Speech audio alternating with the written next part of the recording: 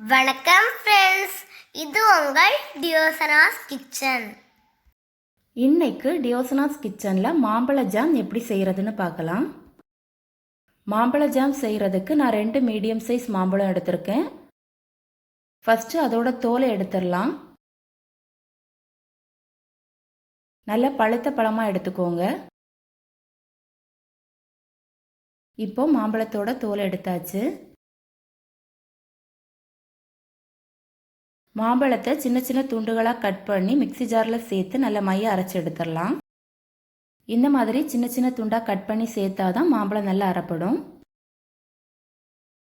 இப்போ இது எவ்வளவு இருக்குன்னு அளந்து பார்த்துடலாம். இந்த கப்புக்கு கரெக்டாக 1 கப் இருக்கு. இப்போ இதை ஒரு பாத்திரத்தில் சேர்த்துக்கோங்க. சேர்த்ததுக்கு அப்புறம் நல்லா கலந்து விட்டு வேக வச்சிடலாம்.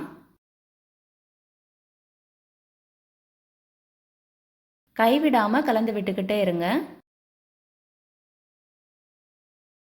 5 நிமிஷம் போல வேக வச்சா போதும். இந்த மாதிரி கொதி வந்ததும் நம்ம சர்க்கரையை சேர்த்துடலாம். நான் 1 கப் சர்க்கரை சேர்க்க போகிறேன். எந்த கப்பில் மாம்பழத்தை அளந்தோமோ அதே கப்புக்கு 1 கப் சேர்த்துருக்கேன். சர்க்கரையை சேர்த்ததுக்கு அப்புறம் நல்லா கலந்து விட்டுருங்க. உங்கள் இனிப்புக்கு தகுந்தவாறு சர்க்கரையோட அளவை கூட்டவோ குறைக்கவோ செஞ்சுக்கலாம். சர்க்கரை கரைஞ்சி தண்ணி மாதிரி ஆகும்.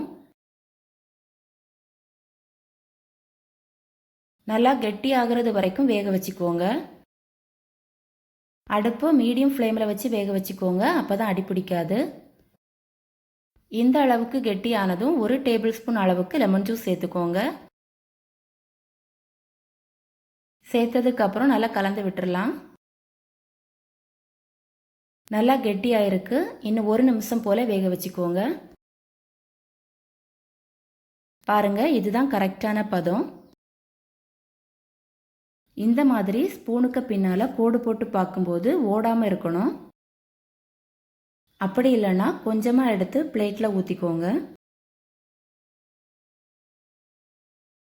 இந்த மாதிரி வழிஞ்சு ஓடாமல் இருக்கணும். இதுதான் கரெக்டான பதம். இந்த ஸ்டேஜில் நம்ம ஸ்டவ் ஆஃப் பண்ணிடலாம். இப்போ இதில் நான் கொஞ்சமாக உடைச்ச முந்திரி பருப்பு சேர்த்துக்கிறேன். முந்திரி பருப்பு சேர்க்க விருப்பம் இருந்தால் மட்டும் சேர்த்துக்கோங்க. முந்திரி பருப்பு சேர்த்திங்கன்னா சாப்பிடும்போது நல்லா டேஸ்ட்டாக இருக்கும். அதனால தான் நான் சேர்த்துக்கிறேன். டேஸ்டியான மாம்பழ ஜாம் ரெடி.